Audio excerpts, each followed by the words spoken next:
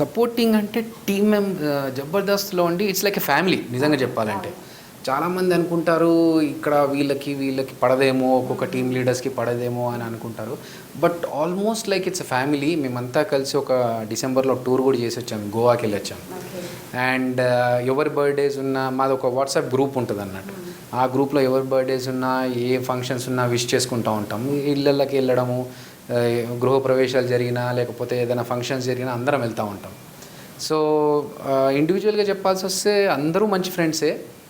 అంటే ఒక టీం ఎవరిదైనా స్లో ఉంది, కొంచెం తగ్గిపోతుంది వీళ్ళ స్టాండర్డ్ అనిపించిన టైంలో ఇఫ్ యూ కాల్ ఎనీవన్, ఎవరైనా సరే వేరే టీం ఆర్టిస్టులు వచ్చి హెల్ప్ చేస్తారు.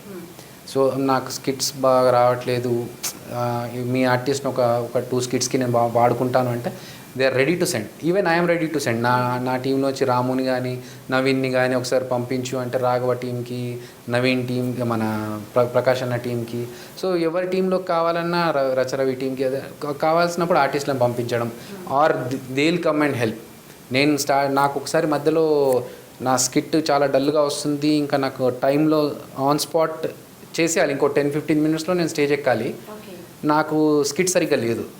ఇప్పుడు ఏం చేయాలి అనుకున్న టైంలో I called up Sudheer, Seenu, getup Seenu, Sudheer, Ram Prasad వీళ్ళని పిలిచి ఇది సిచ్యువేషన్, ఇది అనుకుంటున్న లైన్ ఇది, మనం కొంచెం డెవలప్ చేసుకొని స్టేజ్ ఎక్కేయాలంటే నువ్వు ఏం టెన్షన్ పడకన్నా అని గెటప్ సీను, సుధీర్ అంతా అనుకొని స్పాట్లో ఒక 10 మినిట్స్లో అనుకున్నాము, స్టేజ్ ఎక్కాము, ఆ స్కిట్ కొట్టాము. సో ఇట్స్ లైక్ అంటే వాళ్ళ టీంలో నేను హెల్ప్ చేస్తే వాళ్ళకి స్కిట్ వస్తుందేమో మనకెందుకు అనుకోకుండా ఎవ్రీవన్ ఈజ్ హెల్ప్ఫుల్. అందరూ ఫ్రెండ్లీగా ఉంటారు, అందరూ హ్యాపీగా ఉంటారు. అంటే ఇండివిజువల్గా కాంపిటీషన్ అంటే ఎవరు స్కిట్ కొడుతున్నారనే విషయం పక్కన పెడితే అందరూ బాగా చేయాలి. జబర్దస్త్ షుడ్ బి, జబర్దస్త్ అనేది